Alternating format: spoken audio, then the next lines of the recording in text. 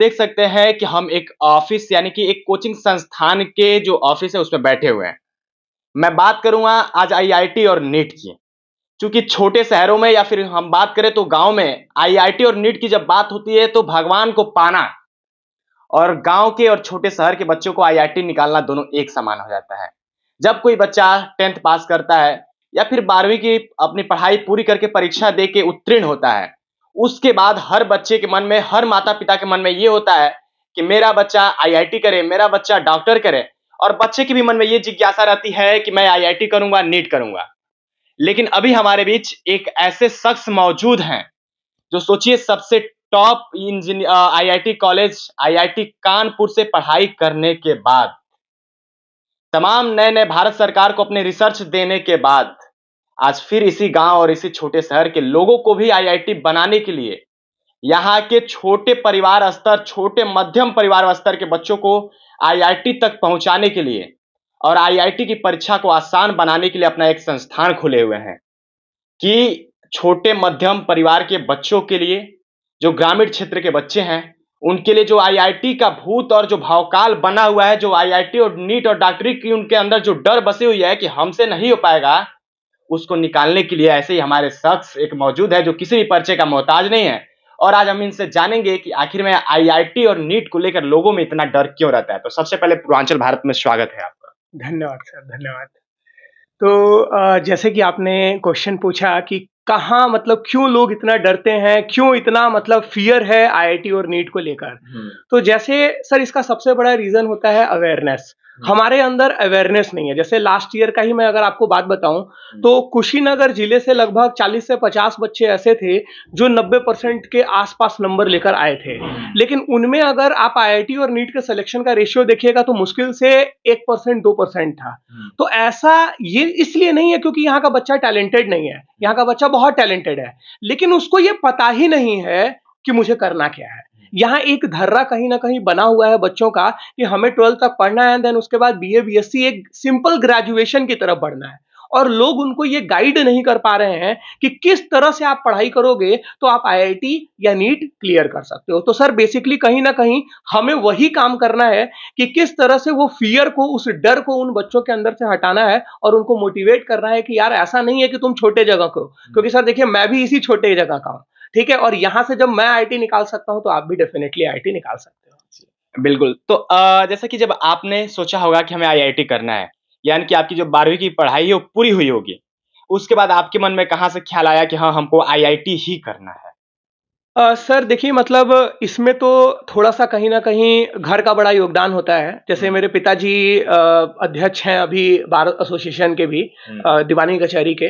तो वो बेसिकली उन्होंने भी मेरे को थोड़ा बहुत गाइड किया और हमारे रिश्तेदारी में भी 1-2 लोग थे जिन लोगों ने इंजीनियरिंग की थी। हाँ, आईआईटी और एनआईटी कोई नहीं गया था। तो ये तो आइडिया था कि इंजीनियरिंग करना है, लेकिन आईआईटी, एनआईटी क्या होता है ये नहीं पता था। लेकिन मेरे मन में ये आया कि अगर इंजीनियरिंग करना है तो भारत के सबसे अच्छे कॉलेजेस से किया जाए और उसके बाद पता चला कि उन अच्छे कॉलेजेस को पहुंचने के लिए आईआईटी का आपको एग्जाम देना पड़ता है। तो वहां से मैंने ये प्रिपरेशन करना स्टार्ट किया एंड देन आफ्टर दैट 2012 में मैंने एग्जाम दिया और फिर मैं उसमें सेलेक्ट हुआ। तो आपने फर्स्ट अटेम्प्ट में ही आईआईटी को बीट कर लिया था या फिर 1-2 साल मेहनत करना पड़ा था, जाके वहाँ पे ट्रेनिंग आप लिए हुए? जी, मैंने फर्स्ट अटेम्प्ट में नहीं निकाला हुआ है। हाँ। मतलब ये मैं बताना चाहता हूँ और ये इसलिए भी इम्पोर्टेंट है क्योंकि लोग बहुत होता है ना, बहुत जल्दी अपना जो होप है ना उसको खो देते हैं। मैंने 12th के साथ एग्जाम दिया था, मेरा सिलेक्शन नहीं हुआ था। उस साल मेरी जैसे आज के डेट में परसेंटाइल आती है, लगभग 96-97 परसेंटाइल के करीब आई थी। लेकिन आज के डेट में 96-97 परसेंटाइल पे कॉलेज मिल जाता है और उस समय जब 2012 की बात करें तो केवल बहुत गिने-चुने कॉलेजेस हुआ करते थे। आज लगभग वो संख्या 3 गुनी हो गई है। तो उस समय नहीं मिला, बट अगेन नेक्स्ट ईयर मैंने एग्जाम दिया एंड देन उसमें मेरी जो रैंक आई थी 9053, 16 लाख बच्चों में 99.4 परसेंटाइल के करीब मेरी आई थी। फिर मैंने उस साल एडमिशन लिया। तो मतलब मेरा यही कहना है इस पॉइंट से कि हमें मतलब हिम्मत नहीं हारनी चाहिए। ठीक है, आप जब बहुत बड़ा एम कर रहे हो तो कभी-कभी ऐसा होता है कि आपको 1 साल एक्स्ट्रा संघर्ष करना पड़े। यानी कि आपको 12th पास करने के बाद 1 साल निराशा भी हाथ लगी थी। जी हाँ। कहीं न कहीं बच्चे 1 से 2 बार ट्राई करते हैं, कोशिश करते हैं, बड़े मुकाम को हासिल करने के लिए, लेकिन उसके बाद निराशा हाथ लग जाती है, तो फिर परिवार का भी सपोर्ट नहीं मिल पाता है। क्या आपके साथ भी ऐसा हुआ था?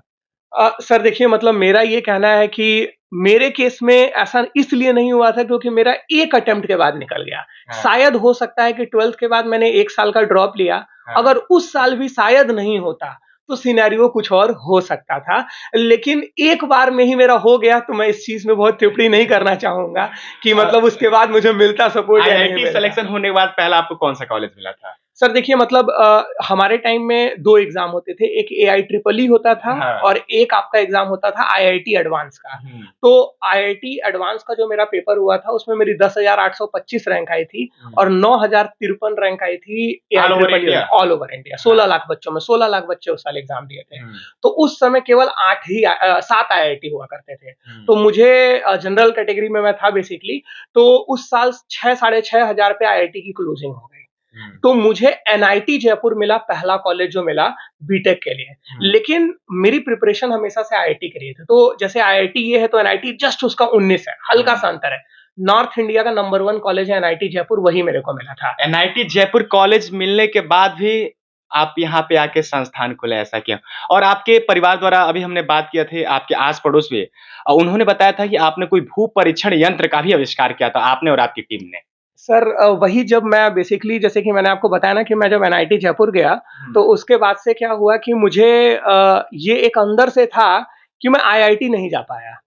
तो मैंने उस केस में फिर मैंने अपनी मास्टर्स का एग्ज़ाम दिया, बीटेक कंप्लीट होने के बाद से, और उसमें मैं फिर आईआईटी कानपुर गया और वहाँ पर जाने के बाद मतलब मैंने आईआईटी जयपुर से फिर आप चले जाते हैं आईआईटी कानपुर? जी, एनआईटी जयपुर से आईआईटी कानपुर से आईआईटी कानपुर। जी, जस्ट बिकॉज़ मेरे मन में ये था। और हाँ, एक चीज़ और बताना चाहूँगा कि जब मैं बीटेक में था, तो उस समय मेरी ऑल ओवर इंडिया 255 रैंक आई थी।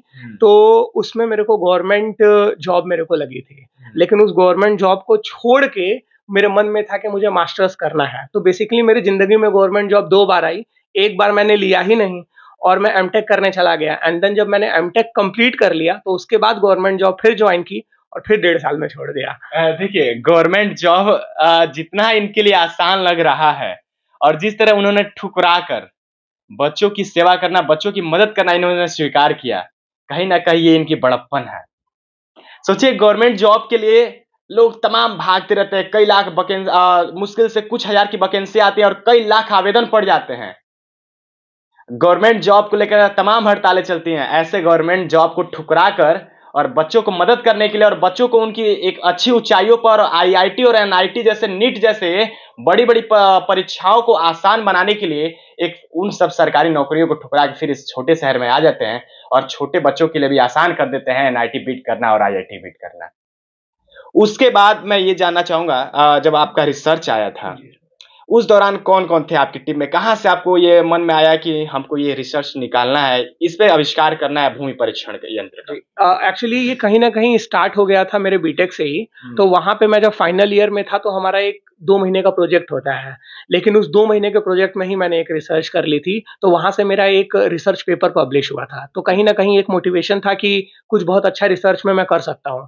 तो जब मैं आईआईटी कानपुर गया, तो फिर आईआईटी कानपुर में बेसिकली हमारे प्रोफ़ेसर जो थे जयंत सिंह जी, उन्होंने मुझे ये अपॉर्च्युनिटी दी कि मतलब मैं कुछ ऐसा सोच रहा हूँ, और उस समय तक लैब में कोई काम नहीं कर रहा था उस चीज़ पर। मतलब उनका ये था कि एक ये नया आइडिया है, आप बताइए काम करेंगे कि नहीं? तो मैंने कहा सर डेफ़िनेटली काम करेंगे, और मैंने वो काम करना स्टार्ट कर दिया। तो लगभग 1 साल का जो पहला एमटेक फर्स्ट ईयर का था, उस दौरान मैं उस काम पर अकेले काम कर रहा था।